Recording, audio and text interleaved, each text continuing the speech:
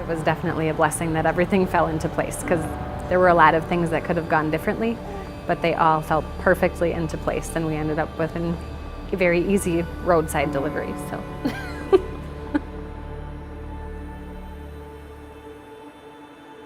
My husband's sister is actually a doula, so she was there for my son's delivery, and she also ended up being there for Isabel's delivery. And earlier that morning, probably at about 10:30, I had sent her a text message saying that I just wasn't feeling quite right and that today could be the day, and it was actually Isabel's due date. By 8 o'clock that night, I knew that I was really in labor, and I was having contractions that were really inconsistent. I didn't really know if I was going to be having her that night, so she suggested, taking a bath and trying to relax, either getting labor going or it would stop labor. One of the two things would happen.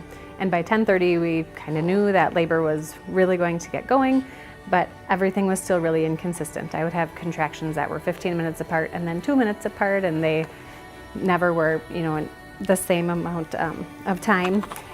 And so we stayed home and we were laboring at home, and I was talking through all my contractions and not even needing to take breaks and breathe through them. So we decided at about 2 in the morning that we should stand up and try to walk around and get things moving. So about 2:30, I was getting tired because I had been up all day. We went into the living room and sat on the couch and were talking, and it was that point that I had to start breathing through contractions, and they were getting more intense and a little more difficult to get through. And so my sister-in-law had me try a position on the floor where you kind of get down on all fours with your butt sticking in the air, and then the baby rotates and flips, and then your labor starts to go. And it worked really well because it was almost immediate into transitional labor. And within about 10 minutes, we decided, wow, we need to call Dr. Vandenberg because now it's really moving fast.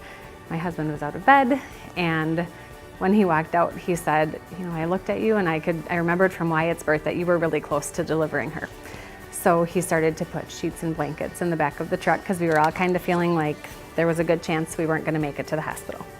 So we got to the corner of our subdivision, and as we got there, we saw Dr. Vandenberg driving past in her vehicle.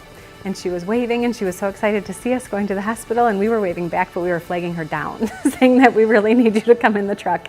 So we kind of followed her and beeped the horn and flashed the lights, and she pulled over, and the two of them were out of the vehicles, kind of chatting on the side of the road about what they should do. So they both hopped in the truck and we started driving, and about a minute and a half later, we were pulled over on the side of the road because she was crowning, and about 3 pushes later, she was born.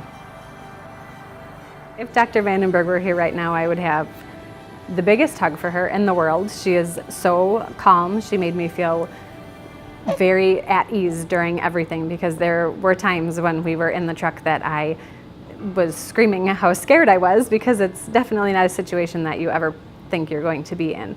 And she was calm and reassuring, and she got our baby out safely, and it could not have gone any better.